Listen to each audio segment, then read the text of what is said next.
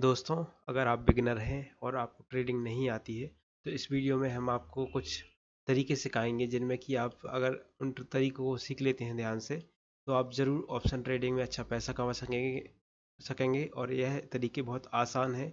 अगर आप इनको सही तरीके से यूज़ करेंगे तो आप अच्छा रिटर्न डेली कमा के जाएंगे और ऑप्शन ट्रेडिंग में भी आप अच्छा पैसा बना के जाएंगे। तो सबसे पहले हम बात करते हैं कि किस प्रकार से आपको अगर डिमांड जोन नहीं पता है क्या होता है और सेलिंग जोन नहीं पता है क्या होता है तो हम बात करते हैं उसी की। सबसे पहले डिमांड जोन वो होता है जहां पर मार्केट की प्राइस जिस पे बार बार आने के बाद मार्केट की प्राइस वापस से ऊपर की तरफ जाती है और वापस से उसी लेवल पे मार्केट आता है और वापस से ऊपर की तरफ जाता है, तो वो होता है हमारा डिमांड जोन। यह हो गया हमारा डिमांड जोन। और अब हम बात करते हैं सेलिंग जोन की। वो होता है जब मार्केट ऊपर की तरफ तेजी से जाता है और जिस लेवल से वापस नीचे की तरफ आता है और उसी लेवल पर जाने के बाद वापस से नीचे की तरफ आता है, ये होता है हमारा सेलिंग जोन। क्योंकि इसी पे हमारे सेलर्स एक्टिव होते हैं और बायर्स फाइट में हार जाते हैं। ये होता है हमारा सेलिंग जोन। और जहाँ पे बायर्स फाइट में बार बार जीत जाते हैं सेलर से, वो होता है हमारा बाइंग जोन या फिर डिमांड जोन। तो आपको ये समझ में आया होगा कि डिमांड जोन और बाइंग और सेलिंग जोन क्या होता है। अब हम बात करते हैं सबसे पहले कि ट्रेंड लाइन पे किस प्रकार से डिमांड जोन और बाइंग जोन देखते हैं। ट्रेंड लाइन पे अगर जैसे अभी आप देख रहे हैं, ये चार्ट 15 मिनट का चार्ट है, सॉरी 1 घंटा का चार्ट है निफ्टी 50 का। इसको हम 15 मिनट के चार्ट पर चेंज करके आप देख सकते हैं। जब जब मार्केट ये निफ्टी 50 इस लेवल पे आता है तब इसमें बायर्स एक्टिव होते हैं। तो ये हमारी ट्रेंड लाइन एक सपोर्ट की ट्रेंड लाइन, सपोर्ट की तरह काम कर रही है ये ट्रेंड लाइन, क्योंकि इसमें मार्केट जब जब आता है तब तब मार्केट ऊपर की तरफ जाता है और ये ट्रेंड लाइन एक प्रकार से सपोर्ट का काम कर रही है। तो आपको इतना समझ में आया होगा कि ये ट्रेंड लाइन किस प्रकार से वर्क कर रही है। तो ये ट्रेंड लाइन एक सपोर्ट का काम कर रही है। जब इस लेवल पे मार्केट आता है तब मार्केट को ऊपर की तरफ ले जाती है और वापस से जब मार्केट नीचे की तरफ आता है तब वापस से ये ऊपर ले जाने की पूरी कोशिश करती है और इसमें बायर्स एक्टिव रहते हैं और सेलर्स इसमें फाइट में हार जाते हैं। और अब हम नीचे की तरफ अगर हम इधर इधर पे ध्यान से देखें, अगर हम तो इसमें भी हमें एक चीज़ दिख रही है। अगर हम इधर पे भी ध्यान से देखें तो इसमें हमें ये बात दिख रही है इसमें कि जब मार्केट इस लेवल से नीचे की तरफ आ रहा है तब कुछ इस प्रकार से प्राइजेक्शन फॉर्म कर रहा है कि इसमें अगर हम देखें तो इस लेवल के बाद इस लेवल पे जब जब जा रहा है मार्केट तब इसमें सेलर्स एक्टिव हो रहे हैं और निफ्टी 50 को नीचे ले जाने की कोशिश कर रहे हैं और इसमें कुछ इसी प्रकार का प्राइजेक्शन फॉर्म हो रहा है। तो ये जो ट्रेंड लाइन दिख रही है आपको, ये एक रेजिस्टेंस का काम कर रही है। इसमें अगर हम देखें तो ये ट्रेंड लाइन, जो ये वाली ट्रेंड लाइन है, इसमें सेलर्स एक्टिव हो रहे हैं और बायर्स फाइट में हार रहे हैं। तो ये हमारी डाउन ट्रेंड की ट्रेंड लाइन है। अगर आपको इसमें फॉलो करना चाहें तो आप इसमें डाउन ट्रेंड को फॉलो करके ट्रेड कर सकते हैं। जैसे कि हम अब ट्रेंड की बात कर रहे थे, अगर हम इधर पे देखें तो अब ट्रेंड कुछ इस प्रकार से ट्रेड कर रहा था। इधर पे अगर हम देखें तो अब ट्रेंड में ये कुछ इस प्रकार से पैटर्न था। मार्केट इसी को फॉलो करते हुए, इसी ट्रेंड लाइन को फॉलो करते हुए ऊपर की तरफ जा रहा था। इसमें अगर आप एंट्री बनाना चाहें तो आप देख सकते हैं इस लेवल पे अगर आप कॉल बाय करते तो आपको अच्छा प्रॉफिट देखने को मिलता। और अगर आप इस लेवल पे भी अगर कॉल बाय करते तो थोड़ा बहुत आपको इस पे अच्छा रिटर्न देखने को मिलता। लेकिन इसमें डाउन ट्रेंड था तो इसमें हमें नहीं लेना चाहिए था। अगर आप इधर पे भी कॉल बाय करके रख लेते तो आपको अच्छा रिटर्न देखने को मिलता, क्योंकि इसने कुछ प्राइजेक्शन फॉर्म किया था इधर पे। अगर इसी प्राइजेक्शन को कंटिन्यू फॉलो करते हुए हम देखेंगे तो मार्केट आपको अच्छा रिटर्न दे के जाता, अगर आपने इसमें लेवल को ध्यान से पहचाना होगा। तो यही पहचाने का काम टेक्निकल एनालिसिस हमारी हेल्प करता है। जब इसने कुछ इस प्रकार का प्राइजेक्शन फॉलो किया है और अगर हम इसी प्राइजेक्शन को फॉलो करते हुए कंटिन्यू रहते तो हमारा अच्छा मोटा पैसा बन सकता था। अगर आप इसी प्राइजेक्शन को फॉलो करते हुए ट्रेड करते तो मार्केट हमें अच्छा खासा पैसा दे के जाता है इस लेवल को, अगर हम फॉलो करते हुए ट्रेड करते तो आपको समझ में आया होगा कि किस प्रकार से ट्रेंड लाइन की हेल्प से हम अच्छा रिटर्न कमा सकते हैं। और अब हम देखते हैं कि रेजिस्टेंस क्या होता है और सपोर्ट क्या होता है। सिंपल और तरीके से रेजिस्टेंस क्या होता है अगर हम देखें ध्यान से इस लेवल पे, जब जब इस लेवल पे ये निफ्टी 50 जाता है तब इसमें नीचे की तरफ आ जाता है, वापस इसी लेवल पे गया है इधर पे, वापस से नीचे की तरफ आया। तो ये जो लेवल है ये एक रेजिस्टेंस है, यानी एक सेलिंग जोन भी इसी को कह सकते हैं और रेजिस्टेंस भी हम इसी को कह सकते हैं।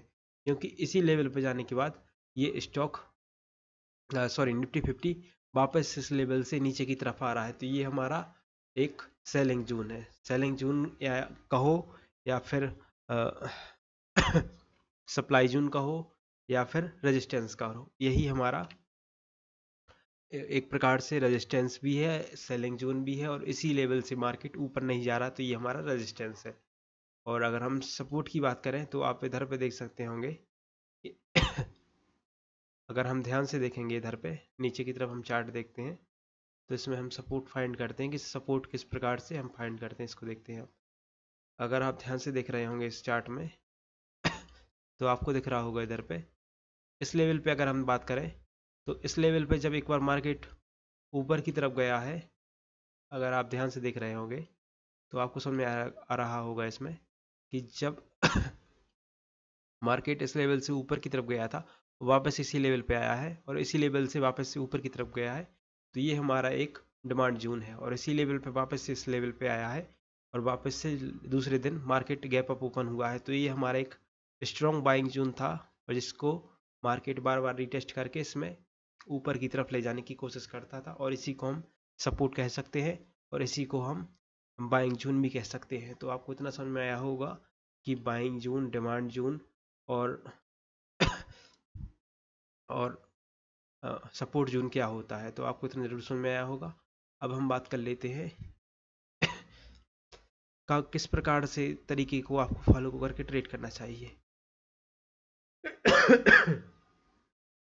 अगर आप इधर पे देखेंगे 15 मिनट की टाइम फ्रेम पे अगर ट्रेंड लाइन को देखेंगे, अगर आप इस ट्रेंड को फॉलो करते हुए अगर आप कुछ ट्रेंड लाइन खींच लेते और अगर इसी को फॉलो करते हुए ट्रेड करते तो आप अच्छा रिटर्न कमा सकते थे।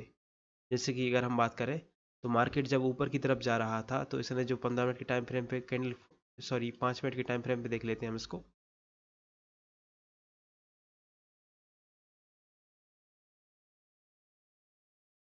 5 मिनट के टाइम फ्रेम पे अगर आप देखेंगे इधर पे तो 5 मिनट के टाइम फ्रेम पे हमें एक कंटिन्यू दिख रहा है कि इसने कुछ इस प्रकार का प्रोजेक्शन फॉर्म किया है। इधर पे आप देखेंगे पहले इस लेवल पे एक रेंज बनाई, रेंज बनाने के ऊपर की तरफ हाई लगाया, इसने लो लगाने के बाद वापस से एक नया हाई लगाया है। तब आपको एंट्री इस लेवल पे रख लेनी थी और एंट्री लेने के साथ जब मार्केट इस लेवल पे आया था तो आपको इसी प्रोजेक्शन को फॉलो करते हुए जब तक मार्केट चल रहा था तब तक आपको ट्रेड करना था, और आपका स्टॉप लॉस जो था उसको कुछ इस प्रकार से ट्रेल कर सकते थे।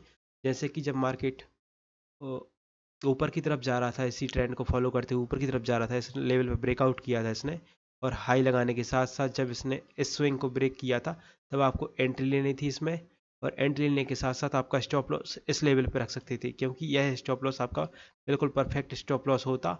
और जब मार्केट इसने इस हाई को क्रॉस करता, हाई को क्रॉस करने के बाद ऊपर निकलता, तब आप अपना स्टॉप लॉस है जो उसको ट्रेल करके इस लेवल पे रख सकते थे।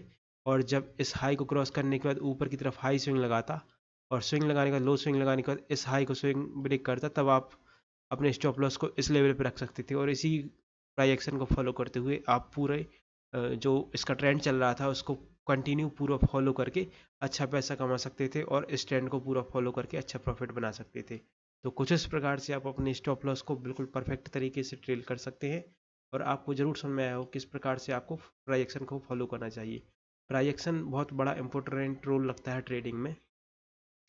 तो आप अगर इधर पे भी आप चार्ट देखोगे, अगर इस चार्ट में भी आप देख सकते हो साफ साफ कि अगर जब मार्केट इस लेवल से नीचे की तरफ आया था तब इसने सीधे सीधे नीचे की तरफ आने के बाद इसने लो स्विंग लगाने के बाद इसने वापस से एक हाई स्विंग लगाया था। हाई स्विंग लगाने के बाद इसने वापस से इस लेवल पे कुछ हैमर बनाया था, इन्वर्टेड हैमर, और नीचे की तरफ जब निकला था तो इसने अगर आप इसने जो हाई स्विंग लगाया था इस लेवल पे आप एंट्री ले सकते थे इसमें, और एंट्री लेने के साथ साथ आप अपना स्टॉप लॉस इस लेवल के ऊपर रख सकते थे।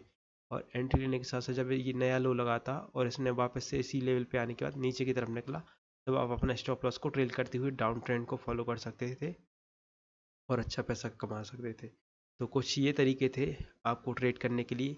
अगर वीडियो अच्छा लगा हो तो वीडियो को ज़रूर लाइक कीजिए, हमारे चैनल पे अगर नए हैं तो चैनल को ज़रूर सब्सक्राइब कीजिए और इसी प्रकार के इन्फॉर्मेटिव वीडियो के लिए हमारे चैनल पर बने रहिए। और हमें अगर आपको कोई डाउट होता है तो कमेंट बॉक्स में लिख के पूछ सकते हैं। मिलते हैं अगले वीडियो में, तब तक के लिए धन्यवाद।